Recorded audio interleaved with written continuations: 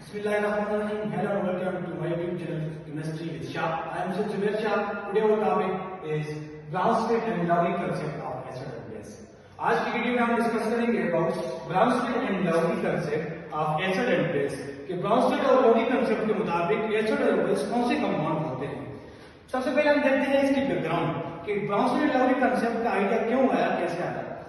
Before 1923 जो primary acid के base के बारे में आर्हीनियस कंसेप्ट था, जो कि 1884 में वो उसको पट फॉरवर्ड किया था।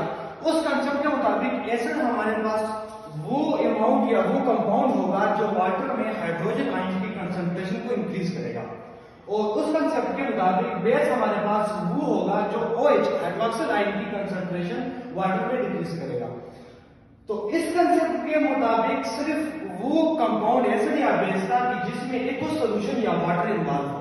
मतलब इसकी लिमिटेशन ये थी कि लिमिटेड था एक्वस सॉल्यूशन पर, नॉन एक्वस सॉल्यूशन नहीं, ये लिमिटेड नहीं था। हमारे पास ऐसे बहुत सारे एसिड या बेस मौजूद थे कि जो एक्वस सॉल्यूशन में वो डिसॉल्व नहीं होते थे या उधर कंसंट्रेशन ऑफ आयन इन्वॉल्व नहीं करते थे। इसलिए 1923 में ब्राउन-स्टिट और लवरी कंसेप्ट पेश किया गया। इसको किसने पेश किया? जॉन ब्राउन-स्टिट और थॉमस लवरी ने, दो केमिस्ट थे जिन्होंने 1927 में एसिड और बेस के बारे में अपना कंसेप्ट पेश किया। According to this theory, acid donate protons और हाइड्रोजन, बेस एक्सेप्ट प्रोटॉन और हाइड्रोजन।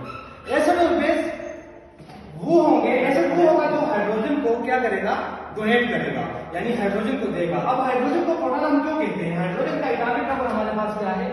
1, ठीक है। और इसके अंदर एक प्रोटॉन होता है न्यूक्लियस में और एक इलेक्ट्रॉन होता है।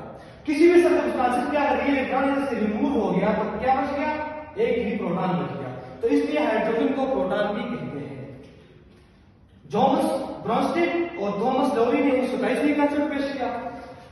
इस कंसेप्ट को proton theory of acid and base भी कहते हैं।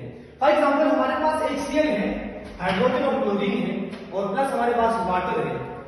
अब देखते हैं कि इसमें एसिड क्या है, कौन सा है, और बेस कौन सा है।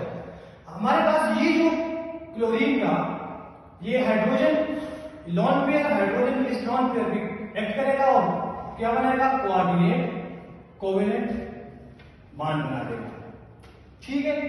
कोऑर्डिनेट कोवेलेंट बॉन्ड बनाएगा तो हमारे पास जो क्लोरीन है इसके ऊपर नेगेटिव चार्ज आएगा, और उसके साथ ये एक्स्ट्रा एक इलेक्ट्रॉन आ गया जो शेयर्ड इलेक्ट्रॉन इसके पास था हाइड्रोजन वाला, और हाइड्रोजन ने लॉन पेयर पे एक्ट किया, इधर बॉन्ड बनाया, इसके ऊपर पॉजिटिव चार्ज आ गया। तो हमारे पास ये जो है क्लोरीन हमारे पास क्या है? क्लोरीन ने क्या किया? एसिड हाइड्रोजन एंड प्रोटॉन को डोनेट किया, तो हमारे पास क्या हो गया? एसिड। और जो हाइड्रोकार्बन CH2 उसने क्या किया? हाइड्रोजन को एक्सेप्ट किया, तो ये हमारे पास क्या बना? बेस। बहुत सारे स्टूडेंट के ध्यान में आता है कंजुगेट बेस और कंजुगेट एसिड क्या होता है।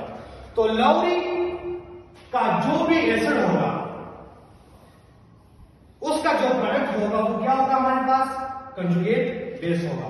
मतलब इसका प्रोडक्ट क्या है? हमारे पास ये conjugate Cl is conjugate base. और हमारे पास जो हाइड्रोजन के वाटर का लवरी का जो भी बेस होगा वो हमारे पास क्या होगा? कंजुगेट एसिड होगा। लवरी के प्रोडक्ट का बेस हमारे पास क्या होता है? कंजुगेट एसिड होगा। इसकी कुछ लिमिटेशन थी, ब्राउन-स्टिट और लवरी थ्योरी की उस लिमिटेशन, तो इसकी कुछ लिमिटेशन थी ब्राउन-स्टिट लवरी की। जो इसकी लिमिटेशन है वो ये है कि ये सिर्फ और सिर्फ प्रोटॉनिक सॉल्यूशन तक लिमिटेड है। ये उस सॉल्यूशन में काम करती है कि जिसमें प्रोटॉन इन्वॉल्व हो, मतलब हाइड्रोजन इन्वॉल्व हो, या उसकी डोनेशन हो या उसकी एक्को एक्सेप्ट हो। तो हमारे पास BF3 हमारे पास एक एसिड है, C3 एक हमारे पास एक एसिड है जिसमें प्रोटॉन नहीं इन्वॉल्व होते हैं। तो ये हमारे पास एसिड है, तो ये किस लिमिटेशन। तो ये थी Bronsted Lowry concept about acid and base, इसके बैकग्राउंड के इंट्रोडक्शन और इसकी लिमिटेशन। तो आज तक के लिए इतना ही। नेक्स्ट वीडियो में बात करेंगे अल्कीन्स कंसेप्ट के मुताबिक और लीविस एसिड के मुताबिक। अल्लाह हाफिज़।